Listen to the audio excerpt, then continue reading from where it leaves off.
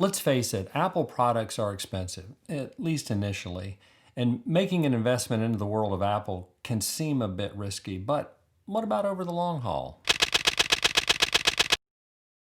In today's video, I'm going to give you a close-up look at Apple's new iPad Pro Magic Keyboard. We'll break down the functionality and decide, is it worth the $299 price tag? And who is this thing for? Hi, I'm Rich Boland, and on this channel we talk about tech, life, and how to get things done. If you're new here, be sure to click that subscribe button and tap the bell so you'll be notified when a new video is released. It really helps the channel. If you'd like to purchase this keyboard, there's an affiliate link in the description below. So I purchased the very first iPad that arrived on the market a decade ago, and I loved it.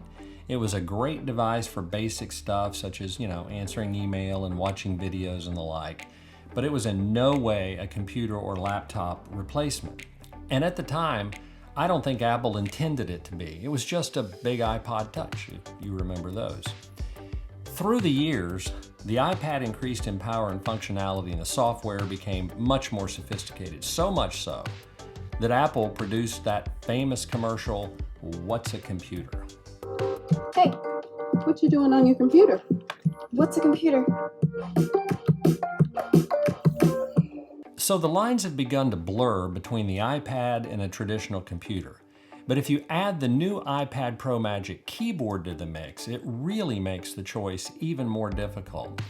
Whenever I make a video, I try to add content on things I'd be looking for if I were watching. So in this video, I'm going to try to answer 5 questions.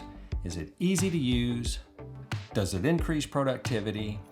Are there alternatives worth checking out? Is it worth the price? And who is this thing for? So, how easy is this thing to use? Well, to get started, all you need to do is place your iPad on the back cover of the keyboard. Apple's smart connectors immediately recognize the keyboard, so no Bluetooth pairing, which is a real plus. For those of you who've messed around with Bluetooth keyboards, you know what I mean. Apple has designed this keyboard to make the iPad look like it's floating, and from the side it does look like that. It's pretty cool. But from the front, the way you actually use it, you don't really notice that it's floating. You can adjust the screen angle a little bit. It doesn't fold all the way back, but it does bend within a range that it hits the sweet spot for me and probably for you too. The keyboard I'm using is for the 11-inch iPad Pro, and while the keys are pretty close together, typing on it is really not a problem. In fact, typing on it, at least for me, is a pleasure. It's better than any other third-party keyboard I've used. But what makes this really special is the trackpad. So when iOS 13 launched with cursor support, the iPad suddenly entered the computer arena. And while the trackpad on this thing is pretty small, I got used to it quickly. Plus, you can click on it anywhere. It's not like a lot of Windows trackpads where you have to click on the bottom to get it to work. And using the trackpad to enter split screen mode is so easy to do. And man, you can just flick around so fast. I mean, it's faster than my computer. Oh, and don't forget, if you need to use the iPad as a tablet, just pull it off. Really easy. So on a scale of 1 to 5, I give this keyboard a resounding 5 for ease of use. It's hard to convey what a pleasure it is to use on a video, but this thing really is great. So, what about productivity? Well, the iPad Pro Magic Keyboard has completely transformed the way I work with an iPad. Equally important, it's changed my perception of the iPad altogether. Again, I've always used a desktop or laptop as a daily driver for my work, and then I just slip in the iPad from time to time when it was convenient to do so. But this keyboard has provided such a great user experience that I'm now exploring if I can just go all in with the iPad. Yeah, just the iPad. The jury's still out on that, as I use a number of specialty applications like video and audio production. But even now, there's a growing number of powerful iPad apps that fill even those gaps. But honestly, this keyboard has increased my productivity.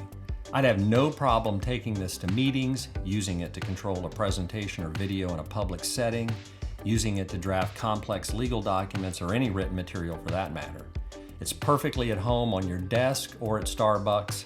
I'm even using it to manage complex projects at work. So while I'll ding at a productivity point, because not all the apps I need are supported on it, I would certainly give it a 4 out of 5 as far as it relates to productivity for me. So are there any decent alternatives? Sure. I was using a spare Apple Magic keyboard and Magic trackpad before this iPad keyboard arrived, and they work very well, but it's not nearly as portable, and I needed to have a stand to set the iPad in, blah, blah, blah. Anyway, packing it all up is not a huge chore, but it's not nearly as easy as just closing the lid and moving on. Plus, if you actually buy the Apple keyboard and trackpad, it'll set you back $230. So, and then you'll have to buy a stand to set the iPad in. So you're not that far from the cost of this new iPad keyboard anyway. You could, of course, use a much cheaper keyboard, but I'm trying to compare apples to apples. You know, no pun intended. I guess the closest third-party comparison that I've seen would be the Bridge keyboard. It's $200 for the iPad Pro 11 version, so about 30% cheaper than Apple's keyboards. And it has a row of function keys. The Apple keyboard is missing, and it has more viewing angles too, so definitely worth an option. But this keyboard adds a little too much bulk for me, and I've read reviews saying that the trackpad can be glitchy at times. But I know Bridge builds quality products. I had one of their keyboards years ago, and it was great. So if you're wanting to save some money, definitely give them a look. So is this thing worth the price? For me, $299 really seems like a lot for just a keyboard. And I guess it's not just a keyboard, it's a keyboard and a stand, and a floating stand at that. But in fact, I'll tell you, I've never paid this much for a keyboard. But after spending some time using it and putting it through its paces, I can say for me, it's worth it. It's just so handy to snap the iPad on and off. And I love not having to mess with Bluetooth pairing. I love the key travel, and I love the trackpad. The whole thing just works seamlessly with the iPad. And I will admit to really loving Apple products, but I am not above skipping any product on Apple shelves if I don't think the juice is worth the squeeze. And in this case, it is.